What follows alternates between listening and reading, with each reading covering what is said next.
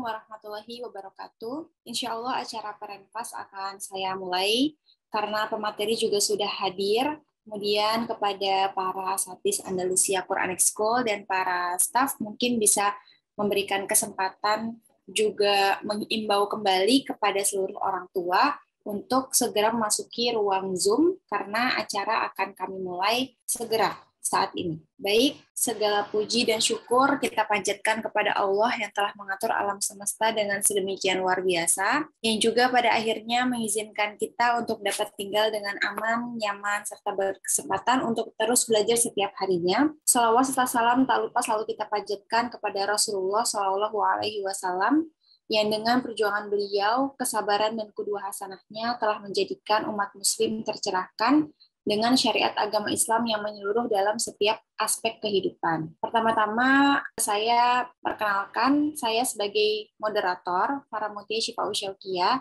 yang insya Allah akan memimpin dan mengimbau semua yang hadir di sini untuk selalu memusatkan perhatian kepada acara kita pada hari ini, acara Parent Class, yang alhamdulillah pada hari yang berbahagia ini, kami telah kedatangan seorang pembicara yang sangat luar biasa. Beliau adalah Dr. Amri Fatmi, LCMA, yang pernah menempuh S1 sampai S3-nya di Fakultas Usuluddin Al-Azhar Kairo, jurusan Akidah Filsafat. Beliau juga menulis tesis tentang filsafat politik Syekh Tontowi Jauhari dan Bertrand Russell pada S2-nya, dan juga menulis judul disertasi Kritik Ulama Azhar terhadap Filsafat Materialisme Abad 20 di S3 beliau dengan mendapatkan predikat summa cum laude. Beliau adalah seorang pendakwah yang aktif mengisi kajian di beberapa kota di Indonesia dan juga sering mengisi kajian mingguan tetap di Masjid Agung Al-Falah Sigli dan masjid lainnya di PD. Kemudian beliau juga pernah mengisi kajian mingguan di Masjid Agung Al-Makmur Banda Aceh dan beberapa masjid lainnya. Sebelum pandemi, rutin isi kajian bulanan di Masjid Sunda Kelapa, Jakarta, dan masjid lainnya di Jakarta dan Jawa Barat. Memenuhi undangan isi kajian keislaman Ramadan di Swiss pada tahun 2016 sampai 2018. Kemudian beliau juga pernah memenuhi undangan isi kajian Islam di Jerman dan Denmark pada tahun 2019. Selama pandemi, beliau juga aktif mengisi kajian keislaman dengan masyarakat Muslim Eropa, Australia, Amerika, dan Kanada. Pada kesempatan yang berbahagia ini, saya mengucapkan terima kasih sebanyak-banyaknya kepada seluruh orang tua Andalusia Quranic School yang telah mengesempatkan untuk hadir dalam acara Parent Class rutinan yang pada hari ini kami mengadakan Parent Class dengan tema agar anak semangat belajar, mari berkaca dari para pemuda hebat di zaman keemasan Islam. Tentunya acara Parent Class yang kami adakan setiap bulan memiliki tujuan untuk menyamakan ritme pembelajaran di kelas maupun di rumah agar orang tua juga bisa mengetahui apa saja sih kurikulum yang dipelajari oleh anak di sekolah dan juga bisa membersamai pendidikan anak di rumah. Maka acara Parent Class ini hadir demi mewujudkan keselarasan ritme antara pendidikan di sekolah maupun di rumah. Kemudian sebelum kita masuk ke acara, saya akan mengimbau juga bagi para orang tua santri yang mengikuti program antar jemput sekolah, mohon untuk tetap stay di Zoom sampai akhir karena akan ada evaluasi program antar jemput di akhir Zoom nanti oleh asatidz Andalusia. Oke, baik, tanpa memperpanjang kalam, saya serahkan waktu dan tempat kepada pemateri kita yang luar biasa pada hari ini, Dr. Amri Fatmi, LCMA. Waktu dan tempat saya persilahkan. Silahkan, Ustaz. Ya, baik. Bismillahirrahmanirrahim. Assalamualaikum warahmatullahi wabarakatuh. Alhamdulillahirabbil alamin, nahmaduhu wa nasta'inuhu wa nastaghfiruhu wa nastahdihi. Allahumma shalli wa sallim wa barik ala sayyidina Muhammadin wa ala alihi wa sahbihi wa sallim. Subhanaka la ilma lana illa ma 'allamtana innaka antal alimul hakim. Allahumma 'allimna ma yanfa'una wanfa'na bima 'allamtana wa zidna ilma. Rabbi shrah li sadri wa yassir li amri wahlul 'uqdatam min lisani yafqahu qawli amma ba'du. Alhamdulillah, terima kasih kami panjatkan, kami ucapkan kepada panitia dan juga kepada asatidz, kepala sekolah Andalusia Quranic School dan seluruh para asatidz dan asatizah, kepada Faramutia juga yang telah menjadi asbab pertemuan kita pada hari ini setelah Allah Subhanahu wa taala. Kemudian juga kepada seluruh ayah bunda, abi dan umi ya, yang selaku wali daripada anak-anak kita tercinta yang menuntut ilmu saat ini di Andalusia Quranic School. Salam kenal semuanya, jumpa kembali kita. Mungkin ini yang kedua ya, saya isi pernah kalau nggak salah ya, tahun lalu ya, pernah kita berjumpa juga dalam parenting class. Senang berjumpa walaupun jauh. Saya di Aceh ya, tapi dengan adanya media teknologi saat ini memudahkan kita untuk terhubung dan saling berbagi ilmu, saling kita sharing tentang pengalaman-pengalaman hidup, baik dalam masalah kehidupan sehari-hari ataupun terutama dalam masalah pendidikan kita mengajar anak-anak kita. Topik kali ini mungkin sangat sesuai sekali dengan dengan visi misi daripada Andalusia Quranic School. Kita akan belajar tentang bagaimana agar anak kita lebih semangat belajar dengan kita bercermin kepada para pemuda-pemuda masa Nabi Shallallahu Alaihi Wasallam. Mungkin juga bermakna di sini semangat ya, agar kita selaku orang tua juga semangat dalam mendidik anak kita agar menjadi pemuda-pemuda seperti masa Nabi Shallallahu Alaihi Wasallam. Ayah bunda yang dimuliakan Allah dan seluruh para asatizah yang berhadir di ruang Zoom pada pagi hari yang berbahagia ini. Pertama sekali kami ingin berkisah ya. Tentu kalau kita bicara tentang pemuda-pemuda pada masa Nabi, kita akan memiliki banyak kisahnya. Kisah-kisah mereka yang akan kita utarakan sebagai pembelajaran dan pendidikan bagi kita selaku orang tua dan juga nanti menjadi pembelajaran bagi anak-anak kita. Senangnya kita kalau bicara masalah Islam itu kita punya dasar sejarahnya bahwa kita nggak sedang melakukan sesuatu yang baru yang sifatnya adalah belum ada uji cobanya.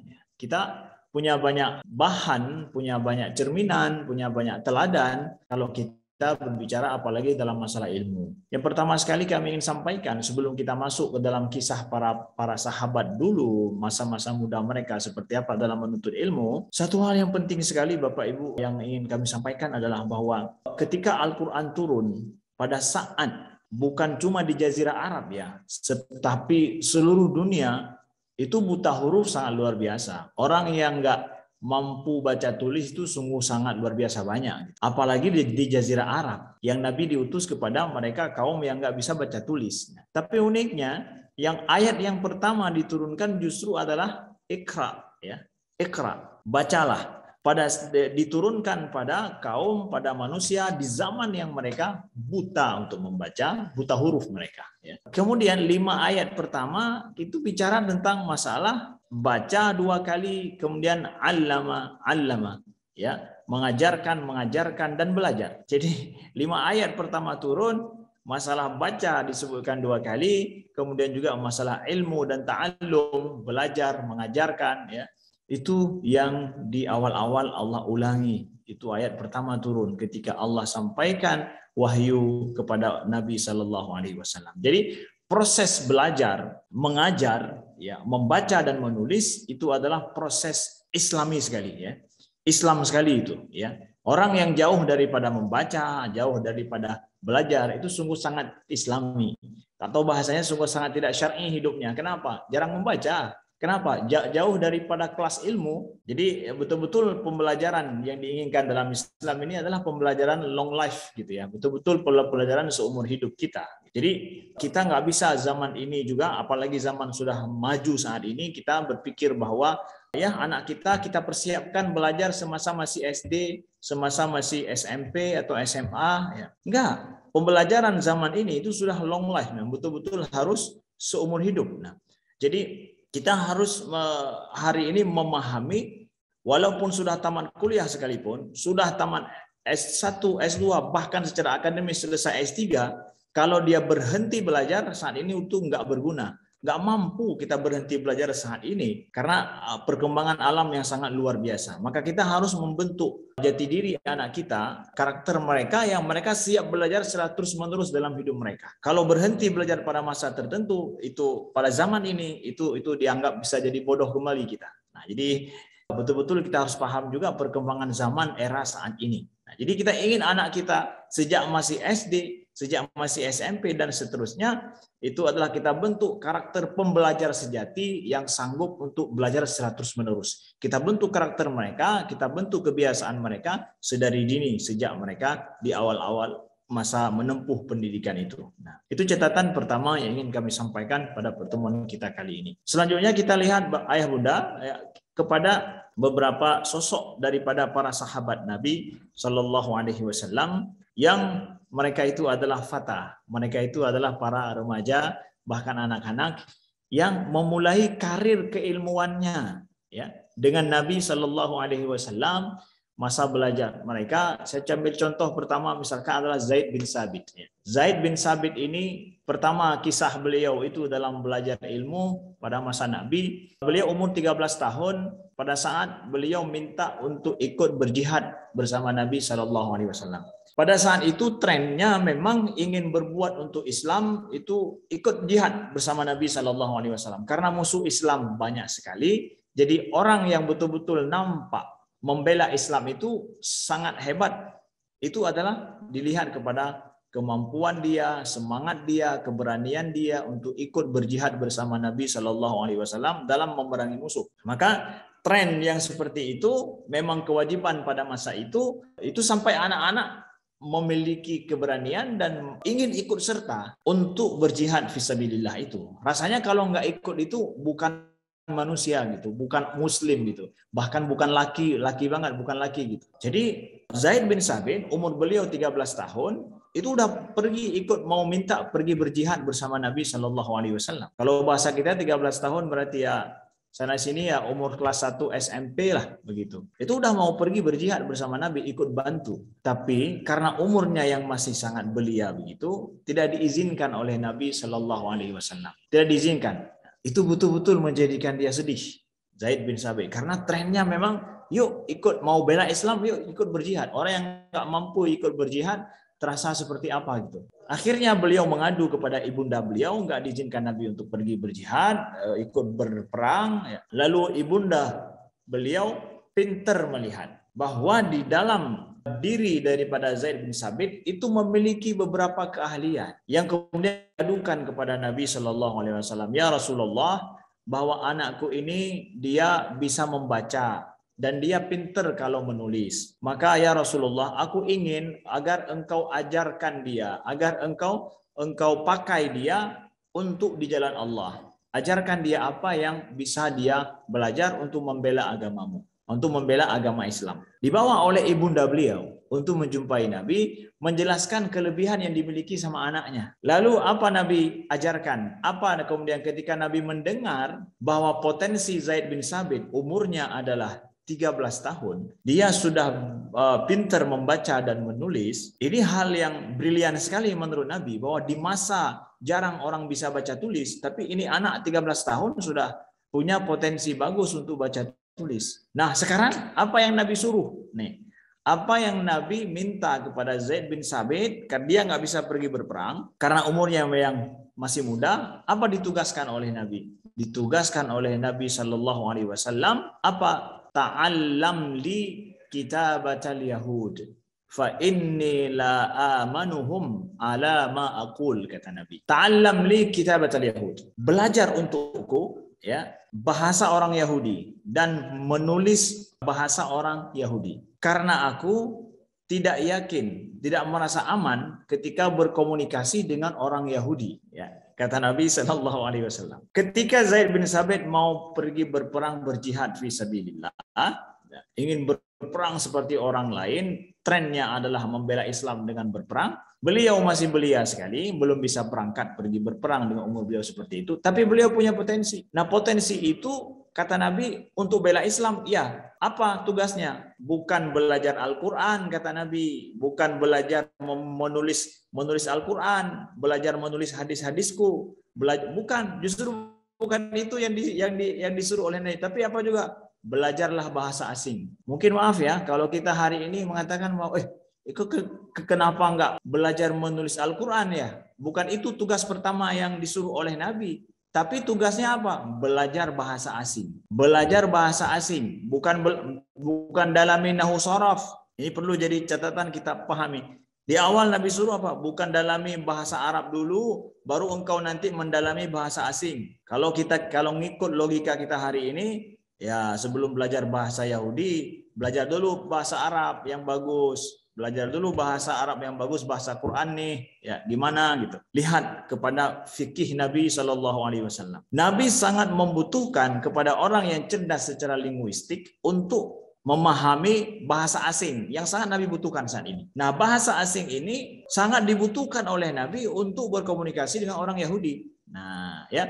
Jadi kemampuan linguistik yang dimiliki oleh Zaid bin Sabit, Nabi pakai untuk langsung belajar bahasa asing. Itu yang sangat dibutuhkan oleh Nabi saat ini. Sejenak kita lihat bahwa kita membela Islam itu nggak semuanya harus menjadi penghafal Al-Quran baru membela Islam. Nggak semuanya harus menguasai hadis baru bisa bela Islam. Enggak. Yang dibutuhkan oleh umat ini banyak. Hari ini banyak kecerdasan yang dibutuhkan. Kita ingin yang penting anak kita itu adalah dengan keahlian kemampuan yang dia miliki, itu bisa kita arahkan untuk membela Islam. Apa aja?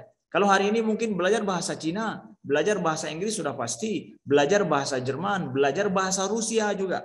Apakah kalau anak kita belajar bahasa Rusia, akan belajar bahasa Cina misalkan, berarti dia sudah nggak ada lagi bela Islam. Gimana cara belajar membela Islam? Ya belajar bahasa Arab lah untuk bisa bela Islam. Emangnya orang bela Islam cuma butuh bahasa Arab aja? Enggak. Hari ini kalau seandainya di pondok pesantren kita ini ada anak-anak yang ahli bahasa Cina, hafal Quran dia, kemudian juga dia ahli bahasa Cina, diajarkan kelas bahasa Cina untuknya, emangnya dia akan menjadi orang yang nggak mampu bela Islam ya. Kemudian juga kalau seandainya dia belajar bahasa Rusia hari ini, kita katakan anak ini udah nanti nggak bisa bela Islam.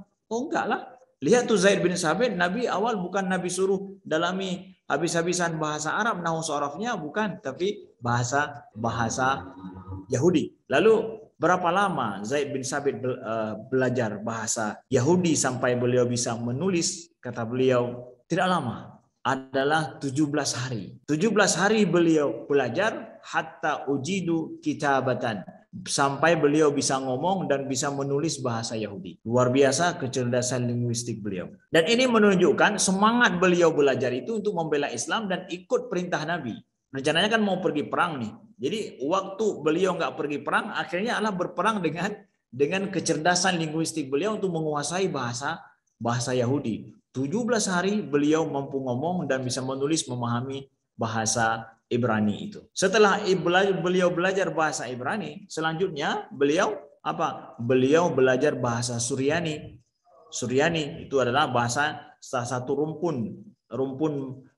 satu rumpun dengan bahasa Arab. Jadi bahasa Arab, bahasa Suryani, kemudian bahasa Ibrani itu satu rumpun. Jadi itu dengan cepat beliau kuasai. Ya. Tidak sampai 1 bulan beliau juga menguasai bahasa Suryani. Kita tahu betapa kecerdasan linguistiknya luar biasa. Dan hebat lagi, Nabi mampu membaca kejeniusan, kepintaran daripada Zaid bin Sabit dari sisi bahasa itu terbaca oleh Nabi Shallallahu Alaihi Wasallam. Sehingga yang beliau suruh belajar bahasa asing betul-betul tercapai targetnya. Kenapa? Sesuai dengan kecerdasan, kepintaran yang beliau miliki. Nah, kita juga harus paham dalam dunia pendidikan. Kita tahu hari ini mungkin guru-guru kita selama ini sudah banyak juga menjelaskan sedini mungkin kita paham kecerdasan anak-anak kita dan kita arahkan potensi mereka dalam belajar sesuai dengan kecerdasan mereka, akan lebih cepat menampak kecerdasan mereka dan bidang-bidang yang mereka tekuni di masa depan. Ini merupakan tanggung jawab kita orang tua dan juga para guru kita, gara-gara asatis yang mendidik di sekolah untuk membaca kecerdasan ini. Sebagaimana Nabi mampu membaca kecerdasan daripada Zaid bin Sabit. Nah, Zaid bin Sabit setelah itu, apakah beliau nggak menulis Al-Quran? Tetap menulis Al-Quran. Beliau karena kecerdasan linguistiknya luar biasa, beliau termasuk orang-orang yang menghafal Al-Quran sampai tuntas, ya, sahabat Nabi yang menghafal Al-Quran sampai tuntas, dan pada saat umur beliau 23 tahun setelah wafat Nabi, di zaman Abu Bakar bin Khattab radhiyallahu an, beliau termasuk yang disuruh oleh Abu Bakar untuk mengumpulkan Al-Quran dan menuliskan Al-Quran, ya, supaya tidak terjadi perbedaan sampai nanti menjadi sebuah mushaf. Siapa tokoh di balik mushaf yang kita pegang hari ini? Itu adalah Zaid bin Sabit yang memiliki kecerdasan linguistik dan hafalan yang sangat kuat. Beliau termasuk di antara beberapa orang sahabat yang ketika Nabi wafat menghafal Al-Quran secara full, penuh dari awal sampai akhir. Itu Zaid bin Sabit. Kecerdasan linguistiknya luar biasa. Beliaulah yang ditugaskan untuk mengumpulkan Al-Quran dalam sebuah mushaf oleh Abu Bakar pada masa Abu Bakar tersebut. Bayangkan ayah bunda, ini dia bagaimana semangat Zaid bin Sabit sehingga menjadi seseorang yang super pada masa Nabi. Pada saat dari sejak kecil beliau diarahkan pertama untuk bahwa dia betul-betul hidup ingin membela agamanya, maka kecerdasan dan potensi yang dia miliki diarahkan oleh Nabi pada sesuatu yang dibutuhkan oleh Islam pada saat itu, dan kemudian beliau semangat akan itu, akhirnya menjadi orang yang sangat bersejarah di dalam Islam. Ini kita lihat yang pertama. Yang kedua, mungkin kita bisa bercermin kepada Muaz bin Jabal. Ya, Muaz bin Jabal ini beliau masuk Islam umur beliau sekitar 18 tahun. 18 tahun. Kalau tadi kita lihat 13 tahun Zaid bin Sabit itu udah hafal Quran, udah ada kata ibunda beliau, sudah 17 surat beliau hafal. Itu umur 13 tahun. Dan Muaz bin Jabal 18 tahun, sekitar 18 tahun baru masuk Islam. Dan Muaz bin Jabal ini termasuk yang diutus oleh Nabi ke Yaman. Ya, diutus jadi duta Islam ke Yaman untuk mendakwahkan Islam. Pada umur beliau yang masih sangat, sekitar umur beliau berapa? Sekitar 27 atau 28 tahun, diutus oleh Nabi ke Yaman. Bayangkan itu umur belum 30 tahun, belum tamat kuliah bahasa kita. Belum tamat kuliah lagi sudah diutus untuk menjadi qadhi ke Yaman. Kenapa diutus menjadi qadhi ke Yaman? Karena beliau adalah orang yang sangat paham tentang halal dan haram dalam Islam. Sehingga kata Nabi, ini hadisnya dari Nabi, a'lam ummati bil halali wal haram Muaz bin Jabal. Umatku yang paling paham tentang halal dan haram itu siapa? Muaz bin Jabal, kata Nabi. Yang paling paham halal dan haram.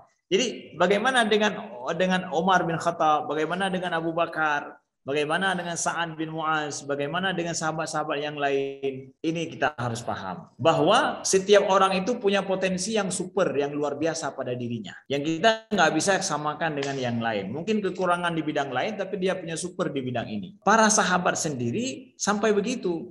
Abu Bakar dengan Umar dalam permasalahan halal dan haram itu jadi orang nomor 2, nomor 3, nomor 4, atau nomor 10. Nomor satunya siapa? Muaz bin Jabal. Nah, sehingga dia dikirim oleh Nabi ke luar negeri untuk menjadi qadhi. Bayangkan Nabi ada di Madinah, beliau ada di Yaman, fungsi beliau seperti Nabi di Madinah. Bayangkan itu. Siapa? Muaz bin Jabal yang memutuskan bahwa ini halal, ini boleh, ini tidak boleh. Perwakilan Islam, duta Islam di luar negeri pada saat Nabi masih hidup. Bagaimana cerdasnya Muaz bin Jabal radhiyallahu anhu. Nah, sehingga pada masa tabi'in, ya, pada masa ketika Fathu Makkah, Fathu Syam, ketika Syam mulai ditaklukkan oleh umat Islam, itu seorang tabi'in bernama Idris Al-Khulani, beliau cerita bahwa beliau pernah di Damaskus datang ke sebuah majelis ilmu, dan di majelis ilmu itu yang berbicara seorang anak muda yang ganteng, dan di sekelilingnya adalah para sahabat Nabi yang sudah berumur. Sedangkan yang ngomong itu adalah seorang anak muda yang ganteng, masih sangat muda sekali. Nah, pada saat itu beliau nggak kenal siapa. Beliau tanya, siapa anak muda ini? Siapa anak muda yang para sahabat Nabi yang beliau kenal yang tua-tua itu dalam setiap permasalahan ditanyakan kepada anak muda ini. Siapa dia? Terkenal, ya. Karena belum dikenal, dijawab oleh orang-orang yang hadir, sahabat Nabi yang hadir, itulah dia Muaz bin Jabal, ya. Salah seorang sahabat Nabi yang masih muda. Beliau yang tampil di depan memperjelaskan banyak permasalahan hukum, permasalahan yang dihadapi pada saat awal di Syam, pada saat pembukaan Syam pada saat itu. Muaz bin Jabal. Dan Muaz bin Jabal ini meninggal pada saat umur beliau 37 tahun. Umur 37 tahun beliau wafat. Wafat di Syam. Di Syam juga beliau wafat, ya. Karena terjadinya taun daerah Amwas pada saat itu, yang terkenal, taun yang sangat hebat pada masa Nabi, yang banyak para sahabat meninggal pada masa itu, pada masa Umar bin Khattab radhiyallahu an. Muaz bin Jabal termasuk yang kena wabah taun pada saat itu. Ya, kalau seperti kita lah terjadi wabah seperti yang kita pahami COVID ini, dan beliau pada saat itu terjadi wabah taun Amwas pada saat itu dan beliau wafat. Umur beliau 37 tahun. Tapi beliau sudah super dan cerdas pada saat itu, dapat pujian daripada Nabi, orang yang paling cerdas dalam masalah halal dan haram. Terakhir mungkin kita ambil inspirasi secara acak begitu, kita lihat dan siapa lagi, Abdullah Ibnu Abbas misalkan. Abdullah Ibnu Abbas ya, adalah anak daripada paman Nabi SAW yang banyak ikut hidup bersama Nabi juga. Ya. Umur 8 tahun beliau itu sudah ikut Nabi kemana-mana belajar dan banyak meriwayatkan hadis Nabi. Umur 8 tahun itu betul-betul potensi beliau langsung belajar kepada ahli, kepada pakar, langsung kepada Nabi SAW. Nah, di antara semangat belajar beliau ini juga Hibrul Ummah disebutkan. Jadi lakab beliau atau panggilan beliau itu Hibrul Ummah. Bahasanya kita boleh katakanlah penanya umat ya. Penanya umat itu beliau. Jadi masalah ayat Al-Quran, penafsiran ayat Al-Quran, masalah hadis Nabi, itu beliau orang-orang yang sangat paham tentang itu. Umur 8 tahun itu sudah sangat luar biasa. Beliau cerita kisah sedikit saja. Beliau bagaimana etos kerja dan etos belajar beliau yang sangat luar biasa. Beliau yang masih muda sekali, masih masa remaja. Beliau masih remaja, Nabi sudah wafat. Jadi ada hadis-hadis Nabi yang beliau tahu, beliau tidak hadir bersamanya. Maka beliau ingin menghafal sebanyak mungkin dan meriwayatkan hadis Nabi. Beliau datangi sahabat-sahabat yang belum pernah beliau jumpa pada masa Nabi, mendengarkan langsung hadis Nabi. Jadi beliau datang khusus. Dan beliau cerita sendiri bahwa kalau beliau tahu ada seorang sahabat yang mengetahui sebuah hadis Nabi yang beliau belum hafal, maka beliau akan pergi ke rumahnya. Beliau pergi ke rumahnya di waktu zahirah. Waktu zahirah itu waktu siang hari yang sangat terik dan panas, di mana orang tidak keluar rumah di Mekah itu, ya, atau di Madinah. Nggak keluar rumah. Kenapa? Itu paling panas. Jadi adab kebiasaan orang Arab pada saat panas seperti itu, mereka di rumah tidak keluar. Maka beliau akan pergi ke rumah sahabat ini untuk memastikan bahwa kalau beliau pergi di waktu itu ada orang di rumah. Ada orang di rumah. Maka beliau akan pergi ke tempat itu untuk menuntut hadis. Beliau datang di saat matahari yang sangat terik sekali demi memastikan nanti ada orang di dalam rumah, tapi beliau nggak ketuk rumahnya. Kalau kita pikir sejenak kita pikir ya kalau datangnya di waktu zuhur, pada saat setelah zuhur, saat terik matahari, mungkin orang lagi istirahat di rumah, itu kan mengganggu orang. Beliau nggak mengganggu orang. Datang, beliau duduk di depan rumahnya dan beliau tutup muka beliau dengan kain untuk menahan terik matahari yang sangat panas, menunggu kapan orang tersebut keluar dari rumah supaya pasti beliau bisa jumpa. Itu adabnya, ya. Beliau tunggu di situ demi apa? Demi sebuah hadis yang beliau belum hafal, demi sebuah hadis yang beliau belum belajar. Beliau duduk sehingga beliau ceritakan ada yang keluar rumah menjumpai Ibnu Abbas duduk di depan, yaitu anak paman Nabi. Itu sangat mulia sekali. Para sahabat sangat memuliakan anak paman Nabi SAW, Abdullah Ibnu Abbas ini. Tapi beliau nggak kasih tahu kalau beliau yang datang. Beliau tunggu saja di depan rumah sampai orang itu keluar dekat-dekat sore. Begitu panasnya terik matahari, dan juga beliau tutup muka beliau daripada debu yang dibawa angin pada saat siang itu, kata beliau. Ketika para sahabat ataupun orang yang ditunggu keluar, terkejut. Kenapa? Ini anak paman Nabi di depan rumah, kenapa nggak kasih tahu? Kata beliau, tidak, supaya beliau tidak mengganggu, mungkin sedang istirahat dan yang lain. Tapi aku datang hanya untuk sebuah hadis Nabi, aku belum dengar, ingin dengarkan darimu. Bayangkan itu, ya, adab seorang sahabat Nabi, seorang Abdullah Ibnu Abbas, yang beliau itu sangat dimuliakan karena anak paman Nabi juga, di samping seorang ulama yang sangat alim. Ketika beliau sering jalan dengan Abdullah dengan Zaid bin Sabit, ya, ada kisah ceritanya. Zaid bin Sabit jalan dengan Abdullah Ibnu Abbas, beda umur beliau itu sekitar 8 tahunan ya. 8 tahunan beda Zaid bin Sabit dengan Abdullah Ibnu Abbas. Itu selalu Abdullah Ibnu Abbas, kalau Zaid bin Sabit naik onta, jumpa pasti ontanya dituntun oleh Abdullah Ibnu Abbas. Ya, beliau lebih muda, merasa beliau menuntun onta Zaid bin Sabit. Yang kita tahu Zaid bin Sabit dalam kisah awal itu. Zaid bin Sabit tidak mau dan beliau turun. Ya. Tapi kata Abdullah Ibnu Abbas, jangan turun, naiklah. Hakadha amarana Rasulullah an naf'al bi ulama'ina. Kata Abdullah Ibnu Abbas apa? Beginilah kami disuruh oleh Nabi untuk memuliakan ulama kami. Ya, dituntun ontanya. Karena Zaid bin Sabit ulamanya para sahabat gitu. Ulamanya para sahabat dituntun ya oleh Abdullah Ibnu Abbas. Dia Abdullah Ibnu Abbas ini ulama juga. Ya, ulama juga. Ya. Tapi lihat bagaimana akhlak para sahabat sesama mereka. Zaid bin Sabit ketika dituntun ontanya, beliau turun.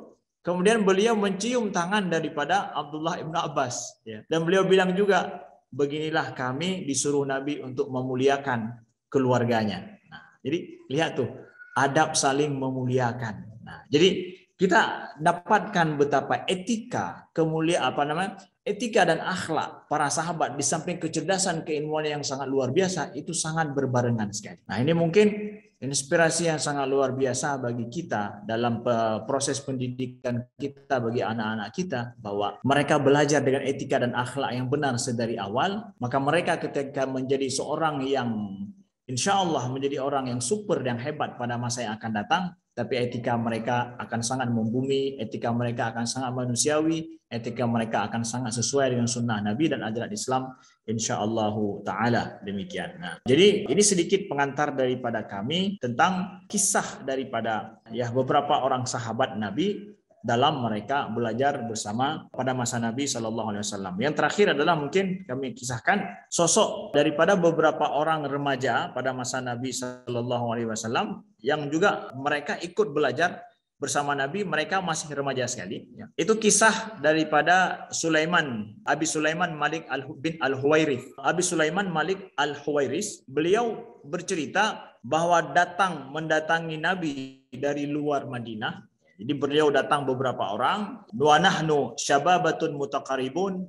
Beliau bercerita bahwa kami pemuda-pemuda atau remaja-remaja masih yang mutaqarribun, yang umur kami dekat-dekat gitu ya, beda kira-kira setahun lah gitu. Pokoknya umur mereka dekat-dekat ya. Ataina Rasulullah sallallahu alaihi wasallam wa nahnu syababatun mutaqarribun. Kami para remaja yang masih dekat-dekat umur, fa'aqamna indahu 20 lailah. Kami datang dari luar Madinah dan kami tinggal bersama Nabi selama 12 malam. Ya, 12 malam. Wa kana Rasulullah rahiman rafiqan. Jadi bayangkan beberapa remaja atau pemuda para sahabat ya. Ini cerita daripada Abi Sulaiman Malik Al-Huwairith, beliau juga termasuk yang hadir dan juga bagian daripada itu. Beliau cerita, kami datang pada Nabi dan kami tinggal bersama beliau 20 malam. Jadi dari luar Madinah datang stay di rumah Nabi ataupun di Masjid Nabawi. Pokoknya mereka datang untuk belajar dengan Nabi 20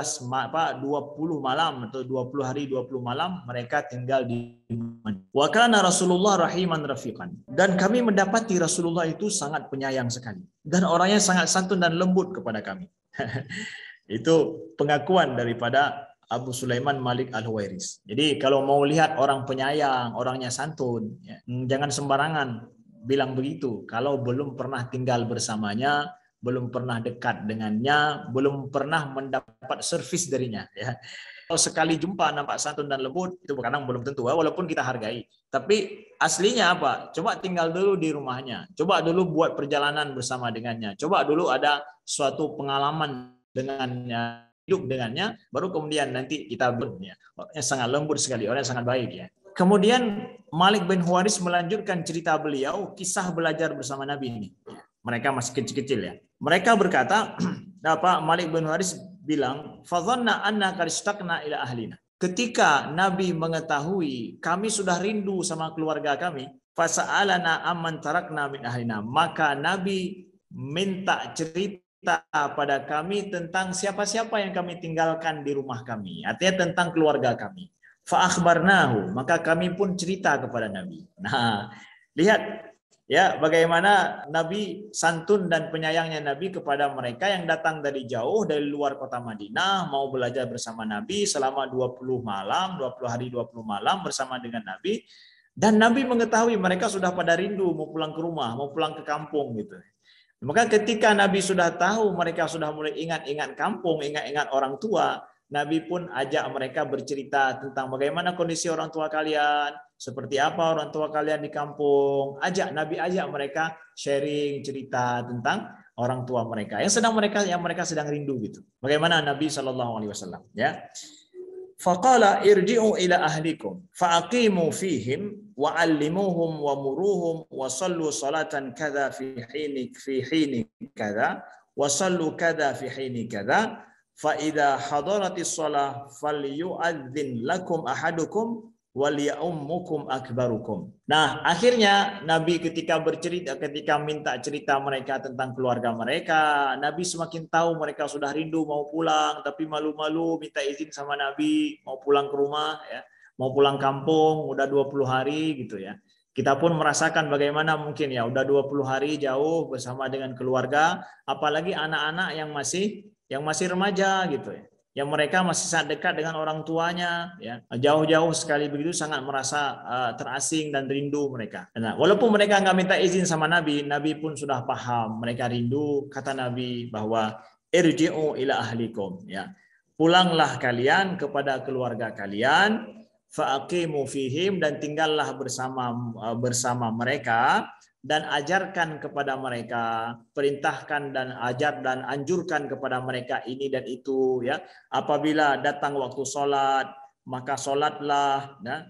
Dan cara sholatnya begini kata Nabi. Nabi ajarkan itu. Mereka karena datang ingin belajar basic-basic Islam, belajar tentang sholat, belajar tentang rukun-rukun Islam, belajar tentang masalah adab, etika, akhlak dasar di dalam Islam. Sehingga ketika mereka pulang, Nabi ajarkan apa yang harus mereka lakukan di kampung mereka. Ya, faidah hadaratis sholat, ketika waktu sholat datang, hendaklah salah seorang dari kalian azan, dan hendaklah yang menjadi imamnya nanti yang paling tua di antara kalian, kata Nabi. Itu amanah Nabi sebelum mereka pulang. Apa yang ingin kita sampaikan, bahwa ada loh sejak masa Nabi itu yang meninggalkan rumah, pergi belajar beberapa lama, walau mereka masih remaja, masih kecil, itu sudah ada pada masa Nabi Shallallahu Alaihi Wasallam. Jadi mereka pergi selama 20 hari untuk mondok bersama Nabi Shallallahu Alaihi Wasallam. Ya, mondok 20 hari aja. Ya, habis itu balik pulang mengajarkan saudara-saudaranya, keluarganya di kampung. Itu sudah ada pada masa Nabi Shallallahu Alaihi Wasallam. Maka sistem pemondokan yang juga sudah ada pada masa Nabi Shallallahu Alaihi Wasallam, dan itu dilakukan oleh para pemuda-pemuda, para remaja, para sahabat dulu demi untuk menuntut ilmu bersama Nabi, karena bagi mereka tuntutan hari-hari yang setiap hari harus mereka urus belum ada.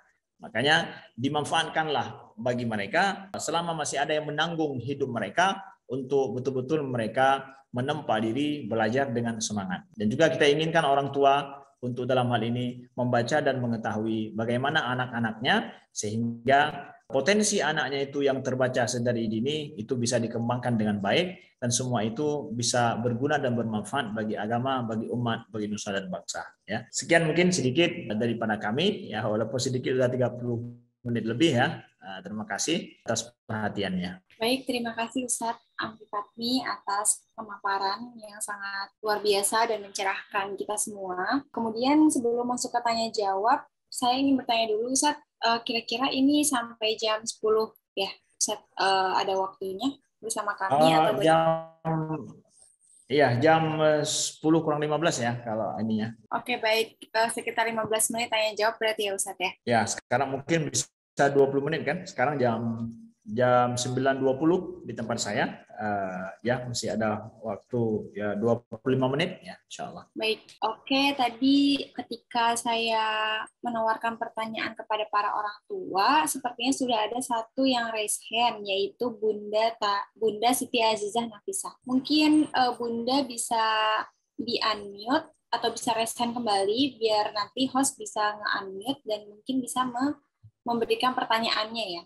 Kemudian untuk para orang tua yang lain juga bisa memberikan pertanyaan dengan raise hand ataupun di kolom chat Zoom. Mungkin bagi Bunda Siti Azizah mungkin bisa di-unmute Bunda, atau mungkin sambil menunggu adanya pertanyaan yang masuk, mungkin saya akan bertanya dulu Ustadz sebagai moderator ya, untuk sebagai pertanyaan pertama. Tadi saya menyimak pembicaraan Ustadz, materi Ustadz terkait bagaimana para sahabat pemuda, sahabat Rasul yang masih pemuda saat itu, di zaman itu, mereka tidak hanya berilmu, tapi juga memiliki etika yang sangat baik. Nah, kemudian saya tentunya sebagai generasi yang mungkin bisa dikatakan milenial, dan juga kan sebenarnya anak-anak santri Andalusia Quran Exco, ya mungkin mereka juga satu generasi atau mungkin berbeda sedikit lah dengan saya ya. Nah, itu bagaimana ya Ustadz terkait korelasi yang ada di zaman sekarang? Mungkin kalau di pemuda zaman dahulu kan sebenarnya untuk mencapai ilmu itu mungkin godaannya tidak terlalu banyak karena belum ada sosial media dan sebagainya. Tapi bagaimana untuk para orang tua di zaman sekarang yang mungkin anaknya itu sudah diberikan, ada juga sosial media, kemudian juga ada pengaruh globalisasi, bagaimana cara untuk menjadikan anak tetap bisa menjadi pemuda di masa, seperti pemuda di masa Rasulullah, namun tentunya dengan adaptasi juga dengan kondisi yang ada. Mungkin itu pertanyaan pertama dari saya, yang semoga nanti para orang tua di sini juga bisa memberikan pertanyaan lain di kolom chat maupun dengan fitur raise hand. Mungkin begitu satu pertanyaan pertama. Baik ya, kita melihat kalau bercermin sekilas dengan masa zaman dulu, ya mungkin para sahabat atau bahkan masa sebelum pada masa kakek-kakek kita dulu juga ya, termasuk ya berbeda dengan masa kita saat ini ya. Kita hari ini hidup melihat banyak tantangan loh untuk belajar, banyak tantangan untuk menjadi seseorang yang berbeda gitu ya. Sebenarnya zaman dulu kalau kita mau jujur, tantangannya lebih berat, lebih besar ketimbang zaman sekarang. Instrumen kehidupan itu sangat sulit sekali, sangat susah sekali. Tren hidup pada saat itu kan sama sekali nggak menjadikan kita siap untuk terbawa untuk mudah belajar. Tren kehidupan kan nggak begitu. Dengan kondisi alam yang tidak menentu, gurunya yang sulit, kemudian transportasi perjalanan yang amat jauh, kemudian akomodasi yang susah, ya. Tren hidup juga pada saat itu nggak saling mengajak, mungkin ya, nggak trennya orang nggak sedang menuntut ilmu, ada gairah bersama-sama menuntut ilmu, mudah pergi. Kan sulit sekali pada saat itu, sulit. Ya. Jadi setiap masa itu ada tantangannya sendiri. Kalau kita mau jujur gitu ya. Apalagi pada masa orang tua kita, masa kolonialis dulu, masa penjajahan, kalau kita hari ini pahlawan-pahlawan kita ya dalam bidang pendidikan, ulama-ulama kita kenal hari ini, itu mereka adalah orang-orang yang berhasil menaklukkan tantangan pada masa hidup mereka. Tantangannya sangat luar biasa kalau kita bandingkan dengan tantangan kita pada hari ini. Nah, begitu juga kita hidup hari ini, tantangan kita berbeda dengan tantangan daripada dihadapi oleh orang-orang terdahulu. Anak-anak kita ajarkan tantangan bagi mereka bukan untuk mengetahui bahwa wah besar sekali tantangan hidup, maka kita mengajarkan mereka tantangan hidup yang besar demi mereka belajar untuk menaklukkan tantangan itu. Sebagaimana orang terdahulu, mereka banyak tantangan yang mereka hadapi tapi bisa jadi orang yang super. Maka hari ini juga anak kita ajarkan untuk menaklukkan tantangan itu supaya mereka baik dalam hidupnya sesuai dengan namanya dan menggali potensi dirinya sesuai dengan kondisi yang dia hadapi. Maka dari sini kalau kita membaca sejarah, kita mesti membaca sejarah dengan bukan memakai idealisme kita saja. Oh indah zaman dulu ya.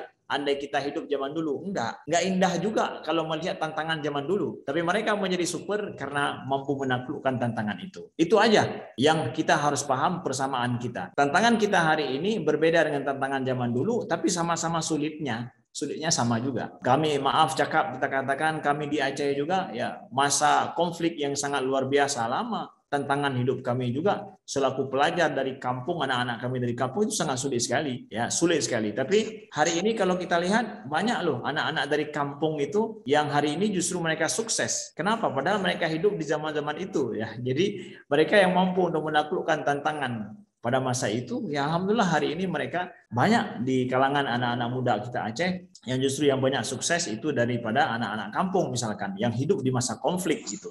Itu loh bahwa setiap masa itu ada tantangannya dan anak kita arahkan menaklukkan tantangan kehidupan mereka sehingga mereka bisa menjadi seseorang di masa yang akan datang. Baik Ustaz, baik terima kasih atas jawabannya. Kemudian ini ada pertanyaan lagi yang masuk Ustaz terkait manajemen waktu pemuda zaman Rasul. Seberapa produktif mereka supaya mungkin para orang tua di zaman ini bisa bercermin juga. Karena di era sekarang ini generasi pemuda ataupun anak-anak sibuk sekali untuk healing, sementara kesibukannya masih biasa saja. Mungkin itu Ustaz pertanyaannya. Ya, baik ya. Bagaimana nih manajemen waktu mereka para sahabat dulu ya, orang-orang zaman dulu ya. Kita boleh bayangkan ya zaman kita hari ini sibuk dengan media sosial, zaman kita sibuk dengan televisi hari ini, zaman kita juga sibuk dengan connecting people ya. Ya, dulu disibukkan dengan telepon rumah, setelah itu ada handphone lebih sibuk lagi, kemudian setelah itu tambah televisi, tambah media sosial hari ini, tambah sibuk lagi kita ya. Nah, bagaimana manajemen waktu para sahabat dulu? Kalau boleh kita lihat bahwa para sahabat itu mereka menjaga sholat itu 5 waktu. Ya, menjaga sholat lima waktu. Nah, rata-rata pertemuan mereka itu paling banyak itu adalah di waktu-waktu sebelum dan sesudah sholat. Ya, jadi sholat itu menjadi patokan waktu mereka. Ya sebelum subuh, setelah subuh, sebelum maghrib, setelah maghrib, sholat isya begitu.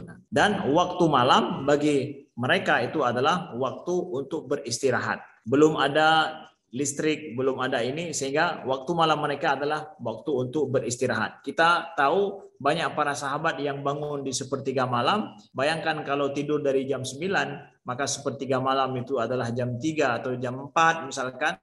Bagaimana rasanya tubuh yang sudah rehat dengan penuh bisa bangun dan bangkit di sepertiga emas ya. Mau bangunnya jam 2 gitu ya. Gimana gitu? Sulit sekali, jadi maksa lagi gitu. Jadi manajemen waktu ingin kami sampaikan bahwa terdukung para sahabat pada saat itu untuk mereka kondisi alam dan kondisi zaman era mereka mudah mereka untuk mengontrol waktunya, tapi bukan berarti bahwa tidak ada gangguan ataupun tidak ada orang yang hidupnya foya-foya atau menghabiskan waktu hanya untuk duduk nongkrong di jalan juga banyak, juga ada. Nah, prioritas waktu untuk sesuatu yang untuk amal soleh ini yang menjadikan patokan loh, menjadi patokan bagi para sahabat. Sebagaimana sabda Nabi Shallallahu Alaihi Wasallam, min husni islamil mar'i tarkuhu malayani. Sebaik-baik tanda keislaman seseorang, ia tinggalkan segala yang tidak berguna, bermanfaat baginya. Nah, itu patokan manajemen waktu kalau boleh kita katakan. Kalau kita mau cari sesuatu yang berleha-leha, sesuatu yang menghabiskan waktu, aktivitas begitu, kapan aja, di mana saja itu ada loh. Ya, zaman kita juga belum ada medsos dulu, zaman pada saat belum ada listrik dulu, ada juga aktivitas yang berleha-leha, buang-buang waktu, yang dilakukan oleh seseorang juga banyak, modelnya saja yang berbeda. Maka prinsipnya adalah mereka mengamalkan apa yang disabdakan oleh Nabi. Di antara tanda baiknya Islam seseorang, dia meninggalkan hal yang tidak menjadi prioritas, tidak berguna dan tidak bermanfaat, yang tidak bermanfaat. Nah, ini mungkin juga yang perlu kita terapkan dalam kehidupan kita hari ini. Kita hari ini banyak disibukkan dengan agenda terdesak tapi tidak penting. Agenda terdesak tapi tidak penting. Bayangkan ya, ada di sana agenda penting terdesak, ini agenda terdesak tapi tidak penting. Itu banyak sekali. Contoh agenda terdesak tidak penting apa? Ya masuk SMS setiap saat gitu, setiap waktu bunyi HP kita, itu kan apaan itu? Mau kita lihat kan? Tapi kan belum itu terdesak, tapi kadang nggak penting. Ya. Jadi agenda-agenda yang begini nih, ya, mari kita ajarkan anak kita dan juga kita untuk yang lebih produktif, ya, yang sibukkan dengan sesuatu yang memang lebih penting, ya.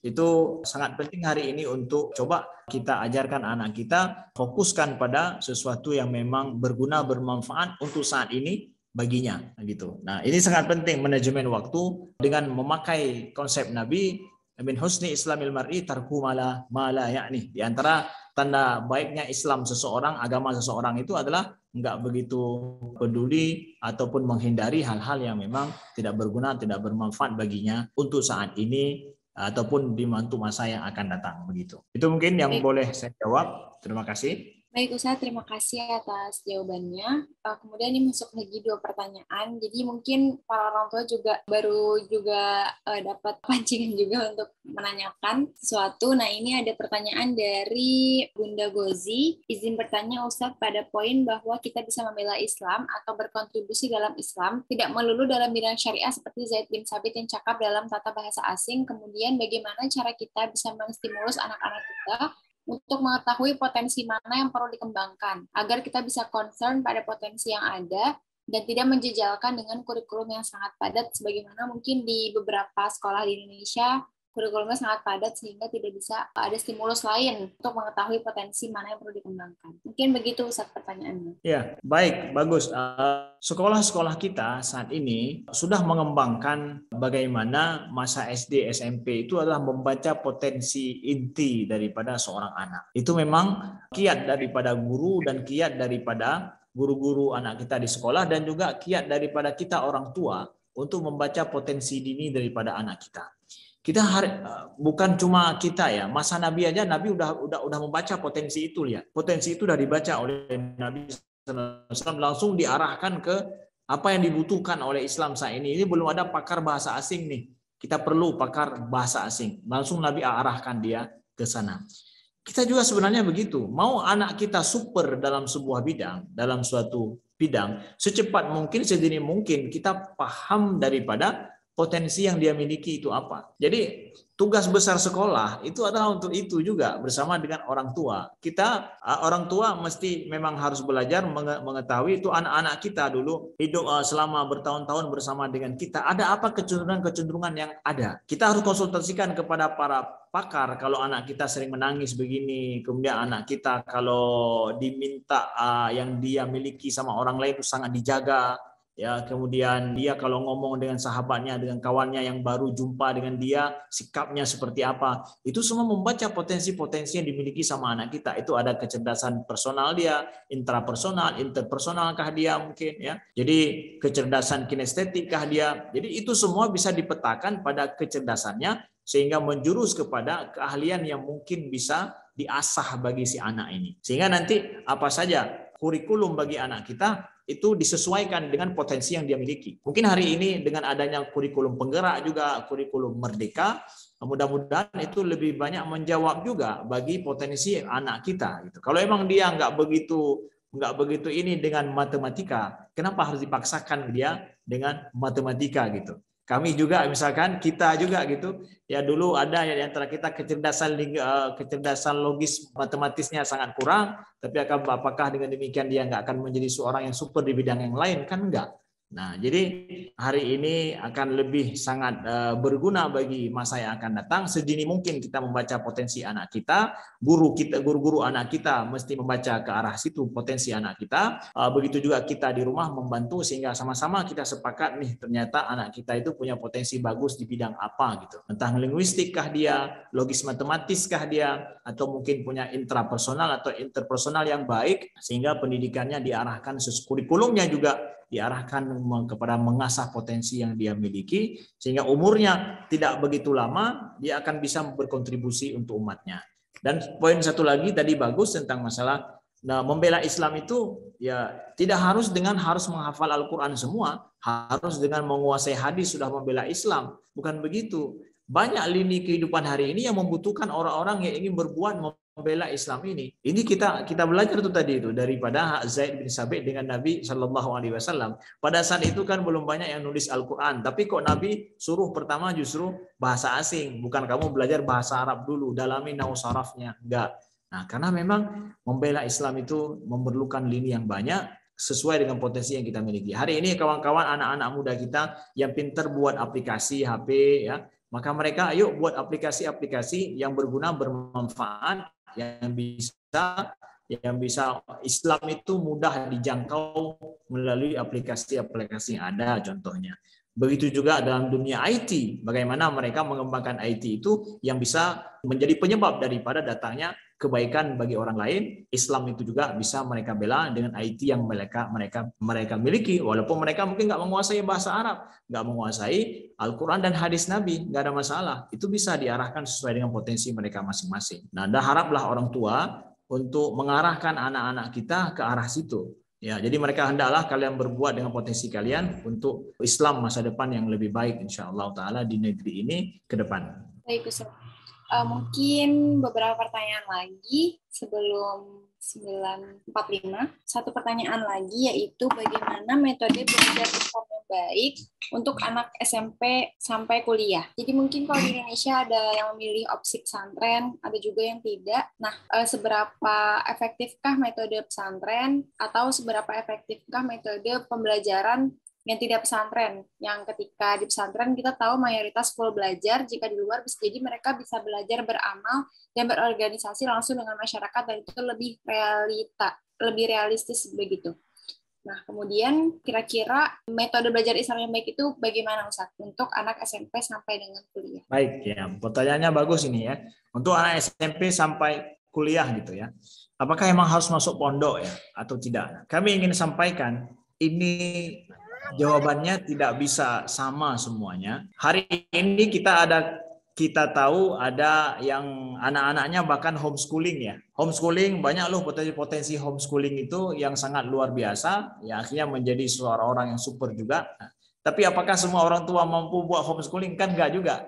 Nah, begitu juga. Ini sebenarnya harus masuk pondok pesantren atau enggak ya? Masuk di pondok pesantren, kebanyakan survei kita lihat yang masuk pondok pesantren itu mereka menginginkan anaknya pertama paham betul masalah agama. Yang kedua, mereka menginginkan supaya anak mereka terjaga. Sholatnya 5 waktu terjaga. Yang ketiga adalah mereka menginginkan agar anak-anaknya itu secara pergaulannya terkontrol karena di dunia luar tidak terkontrol pergaulannya sehingga dengan masuk pesantren pergaulannya bisa terkontrol. 3 hal ini yang diinginkan oleh orang tua setidaknya yang mereka masuk pondok pesantren. Coba bayangkan sekarang ada orang tua di rumah yang mereka sanggup mengontrol, memberikan pendidikan baik mungkin kepada anaknya walaupun sekolah habis itu balik pulang ke rumah, orang tuanya sanggup kontrol. Kemudian sanggup untuk menjaga pergaulan anaknya, ya. Langsung orang tuanya yang sanggup untuk menghandle itu.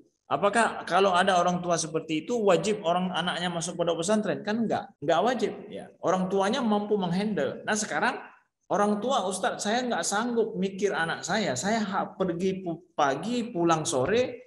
Saya nggak sanggup jaga dia sehingga dia nggak ada yang hirau di rumah, pergaulannya juga nggak karu-karuan gitu. Ya udah kalau begitu kondisinya masukin ke pondok pesantren, mudah-mudahan di sana lebih terarah hidupnya. Ada yang menjaga dia, sholat 5 waktunya terjaga, kalau kawan-kawannya juga terkontrol begitu. Ya udah masukkan ke sana. Kami nggak mengatakan bahwa pondok pesantren mesti, kan nggak juga, mesti mewujudkan. Itu juga kembali kepada nanti pondok pesantren yang jadi tujuan kita itu seperti apa, metode pembelajarannya, manajemen juga di situ seperti apa, itu akan sangat berpengaruh juga. Nah, jadi kami hanya boleh menjelaskan seperti itu, secara objektif kita katakan seperti itu, bahwa inti daripada pemondokan anak kita demi kualitas pendidikan mereka yang lebih baik, terkontrol pergaulannya, kemudian pemahaman agama mereka yang lebih baik mungkin kalau di dalam pondok pesantren. Ya.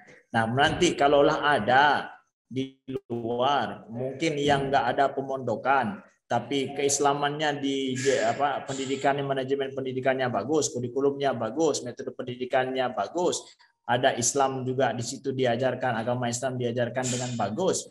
Lalu kemudian pulang ke rumah, di rumah juga kita orang tua sanggup untuk mengontrol anak kita karena kita sendiri yang mendidik dia sejak kecil, ada kemampuan yang kita tanamkan kepada anak kita, maka itu sah saja dia nggak masuk ke dalam pondok pesantren, kita mampu mengontrolnya sendiri, sungguh sangat luar biasa, dia tinggal di rumahnya, orang tuanya langsung menjadi guru yang super baginya, begitu. Baik Ustaz. Oke, mungkin sudah selesai ya. Sudah jam 9.43 juga. Dan karena mungkin materi kita juga ada kesibukan lain yang harus cepat-cepat pergi juga meninggalkan Zoom. Dan kemudian sebelum kami tutup, mungkin saya mengucapkan terima kasih kembali yang sebanyak-banyaknya, sebesar-besarnya, mewakili seluruh Andalusia Quranic School, seluruh manajemen Andalusia Quranic School kepada pemateri kami pada hari ini, pemateri kita bersama, dan juga kepada seluruh orang tua yang telah berpartisipasi dengan aktif di Parent Class bulan ini. Mungkin bisa bertemu lagi di bulan selanjutnya, insya Allah di bulan Oktober tanggal 3, dan kemudian semoga kita juga bisa sama-sama belajar lagi dan juga mengambil intisari yang sebaik-baiknya dari pemaparan materi yang diberikan oleh pemateri kita hari ini. Kemudian sebelum saya tutup, apakah ada closing statement lagi Ustadz atau sudah cukup? Baik, closing statement daripada saya kepada Ayah Bunda, terima kasih banyak atas perhatiannya dan mungkin sedikit pesan dan sedikit wasiat daripada kami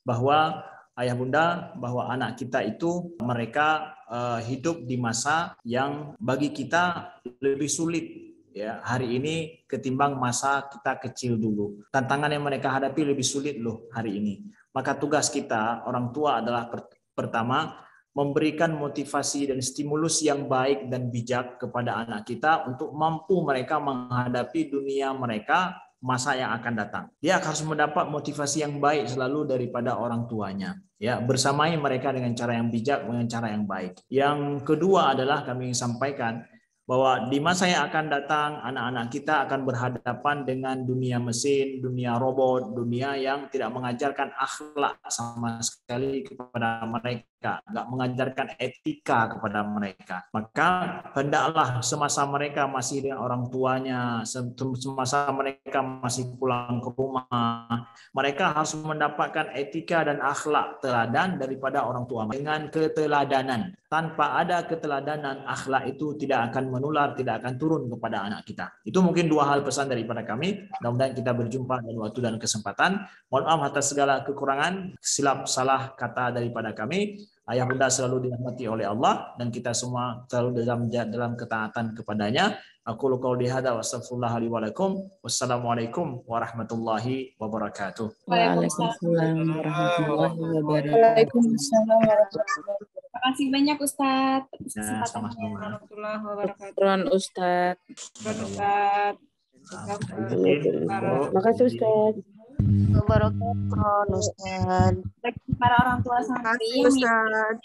jemput sekolah, mohon untuk tetap stay di room Zoom setelah acara ini karena akan ada evaluasi. Dan mungkin bisa dilanjut ya dengan Ustadz Bayu untuk memberikan evaluasi kepada orang tua santri yang mengikuti program antar jemput sekolah. Saya sebagai moderator mohon undur diri. Terima kasih. Wassalamualaikum warahmatullahi wabarakatuh.